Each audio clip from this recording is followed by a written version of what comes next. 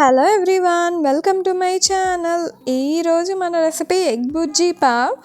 ఇది Mumbai style street food. చాలా ఈజీగా చేసుకోవచ్చు అండ్ టేస్ట్ చాలా చాలా బాగుంటుంది.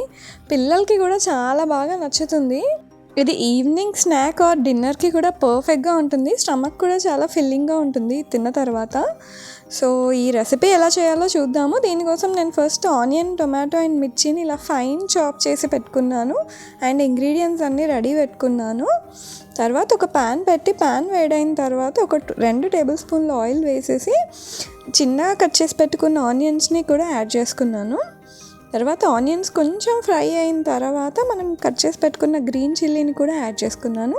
అలానే ఒక టొమాటోని ఫైన్ చాప్ చేసుకొని యాడ్ చేసుకున్నాను. టొమాటో మంచిగా ఫ్రై అయిన తర్వాత 1 teaspoon ginger garlic paste కూడా యాడ్ చేసుకున్నాను. అలానే కొంచెం పసుపు అండ్ 1 టేబుల్ స్పూన్ ఉప్పు, అలానే 1 టేబుల్ స్పూన్ కారం, ఇంకా 1 టేబుల్ స్పూన్ పావ్ భాజీ మసాలా. ఇది మనకి ఎక్కడైనా దొరుకుతుంది. సో ఇవన్నీ యాడ్ చేసుకొని మంచిగా మిక్స్ చేసుకొని అవన్నీ మంచిగా ఫ్రై అయిన తర్వాత కాసేపు మనం మూత పెట్టుకొని కుక్ చేసుకోవాలి. ఇవన్నీ మంచిగా కుక్ అయిన తర్వాత మనం ఒక 4 ఎగ్స్ని యాడ్ చేసుకోవాలి. ఇందులో పావ్ భాజీ మసాలా వేయడం మాత్రం అస్సలు స్కిప్ చేయకండి. టేస్ట్ మాత్రం దాంతోనే చాలా చాలా బాగుంటుంది. తర్వాత ఎగ్స్ని అన్నిటినీ లైట్గా మిక్స్ చేసుకొని మనం కవర్ చేసుకొని కుక్ చేసుకోవాలి.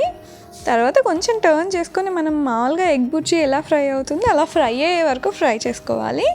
ఎగ్ మొత్తం మంచిగా ఫ్రై అయిన తర్వాత కొత్తిమీరను కూడా యాడ్ చేసేసుకొని మిక్స్ చేసుకొని ఒక 2 మినిట్స్ ఫ్రై చేసుకోవాలి.